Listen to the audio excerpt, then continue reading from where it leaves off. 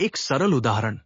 कठोपनिषद में आत्मा और मन की चर्चा करते समय यम एक रोचक उदाहरण देते हैं।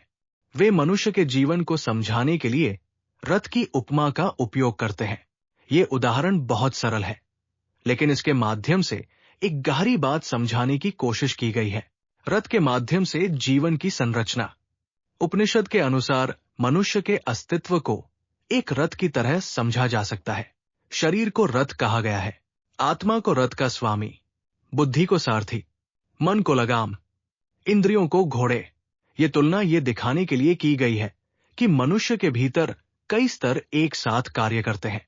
मन और इंद्रियों की दिशा। यदि घोड़े बहुत तेज हो लेकिन लगाम ढीली हो तो रथ सही दिशा में नहीं जा पाएगा। इसी प्रकार यदि इंद्रियां बहुत सक्रिय हो और मन अस्थिर हो तो जीवन में संतुलन बनाए रखना कठिन हो सकता है। इसलिए मन की भूमिका महत्वपूर्ण हो जाती है। बुद्धि का महत्व। इस उपमा में बुद्धि को सारथी कहा गया है।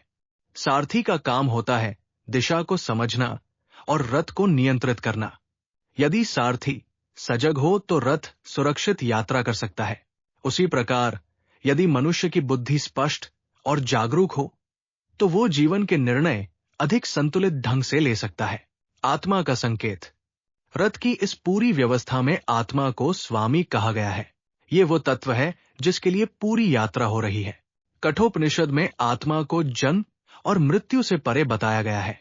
उसी चर्चा को समझने में ये उपमा मदद करती है। ये उपमा क्यों महत्वपूर्ण है? कठोपनिषद की ये उपमा कई कारणों से प्रसिद्ध है। ये दार्शनिक विचार को बहुत सरल रूप में प्रस्तुत करती है। साथ ही ये मनुष्य के भीतर के विभिन्न स्तरों को समझने का एक व्यावहारिक तरीका भी देती है। जब मन, बुद्धि और इंद्रियां संतुलित रूप से कार्य करते हैं तब जीवन की दिशा स्पष्ट हो सकती है। एक छोटा चिंतन। यदि हम अपने जीवन को देखें तो पाएंगे कि कई बार हमारे निर्णय तुरंत भावनाओं या इच्छाओं से प्रभावित होते हैं।